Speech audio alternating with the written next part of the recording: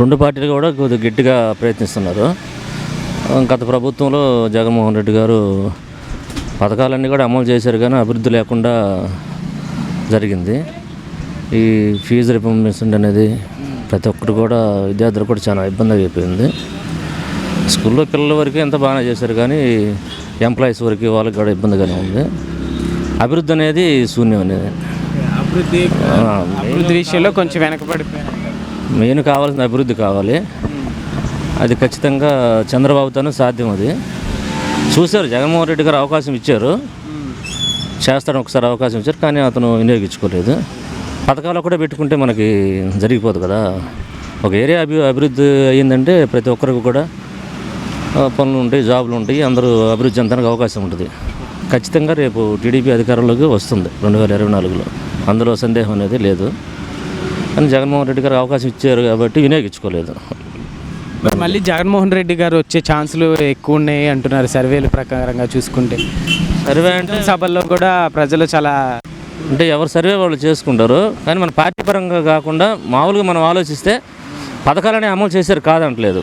ఈ ముందు విషయంలో ముందు తీసేస్తూ ఉన్నారు, ముందు తీసేయలేదు. ఈ పథకాల వల్ల జనాలకు ఇదేం లేదు కదండి. అభివృద్ధి అనేది ఒక ఏరియా అభివృద్ధి అంటే అక్కడ ఉన్న ప్రజలు మొత్తం పరంగా కొంచెం వెనకబడ్డారంట, బాగా వెనకబడ్డారు. అయితే మరి అధికారంలోకి ఎవరు రావాలనుకుంటున్నారు? చంద్రబాబు నాయుడు గారు వస్తేనే అభివృద్ధి జరగడానికి కూడా ఎక్కువ అవకాశాలు ఉన్నాయి. ఓకే, మరి చంద్రబాబు నాయుడు గారు పొత్తులతోటి వస్తున్నారు కదా, పవన్ కళ్యాణ్ గారు సింగిల్గా పోటీ చేస్తే గెలవలేక పొత్తుల మీద వస్తున్నారంటారా? లేకుంటే సింగిల్గా అంటే ఇప్పుడు వేసే ప్రతి స్టెప్ కూడా జాగ్రత్తగా వేయాలి. రేపు నెక్స్ట్ గెలిచేదానికి ఎట్టి పరిస్థితుల్లో గెలవడానికి ట్రై చేస్తున్నాను, మిస్ కాకుండా. దానికోసమే వాళ్ళ ఆలోచన ప్రకారం వాళ్ళు కలుపుకొని సీట్లు రావచ్చు. 100 పైనే వస్తాయండి. మనం 100 పైనే వస్తాయి. జగన్మోహన్ రెడ్డి 170కి 175 అంటున్నారు కాబట్టి అంత ఇదే ఉండదు. కొంచెం రెండు వైపులా ఆలోచించుకుంటే 100 సీట్ల పైన వచ్చేదానికి ఎక్కువ అవకాశాలు ఉన్నాయి. ఇప్పుడు పవన్ కళ్యాణ్ గారు లాస్ట్ టైం ఓడిపోయారు కదా, సో ఈసారి మరి గెలుస్తారంటారా? ఈసారి అంటే కొన్ని సీట్లు గెలుస్తారండి, ఇబ్బంది ఏం లేదు. జనాల్లో మార్పు వచ్చింది కాబట్టి, అందులో రెండు టీడీపీ జనసేన రెండు కంబైన్గా చేస్తున్నారు కాబట్టి చాలా విధంగా. ఎట్లుందన్న ఏపీలో ఇప్పుడు షర్మిల గారి ఎంట్రీ ఎట్లుంది? ఏ ఓట్లు ఏమన్నా చీల్తాయి అంటారా షర్మిల గారు రాకపోతే? అది అంటే ఇంకొంచెం ముందుగా వచ్చి ఉంటే బాగుండేది, కానీ ఇప్పుడైతే లేట్ అయింది. ప్రజెంట్ కష్టం, ఈసారికి అయితే కష్టం అవుతుంది. తర్వాత ఎట్లా ఉందో తెలియదు. మరి ఎట్లుందన్న ఏపీలో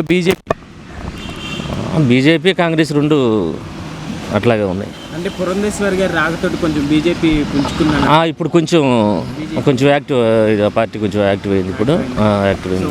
అనే ఏం చెప్తారని ఈసారి ఓటు వేసే ప్రతి ఒక్క యంగ్ పర్సన్కి, అంటే కొత్తగా ఓటు వేసే వారికి ఏం చెప్తారు? అంటే ఓటుకు నోటు అమ్ముడు ప్రతి ఒక్కరూ ఓటు కలిగి ఉన్న వ్యక్తులు ప్రతి ఒక్కరు కూడా ఎవరైతే మీకు పరిపాలన బాగా అందిస్తారో వాళ్ళని ఖచ్చితంగా ఆలోచించి ఎన్నుకోవాల్సిందిగా నేను కోరుకుంటున్నాను. ఖచ్చితంగా డబ్బులు తీసుకోకుండా నిజాయితీగా మీరు ఓటేస్తే రేపు ఏదైనా నిజాయితీగా పనిచేసుకోవడానికి ఆస్కారం ఉంటుంది. ఈరోజు డబ్బులు తీసుకొని రేపు వాళ్ళని పనిచేయమంటే వాళ్ళ పనులు వాళ్ళు చూసుకుంటారు. డబ్బులు తీసుకున్నావు కదా, మేము ఎందుకు మీకు చేయాలని అడుగుతారు.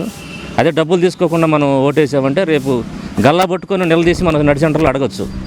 ఆ చైతన్యం అనేది ప్రజల్లో వచ్చిందాక ఈ ప్రజలంతా ఇట్లాగే ఉంటారు, ఇబ్బందులు పడుతూనే ఉంటారు.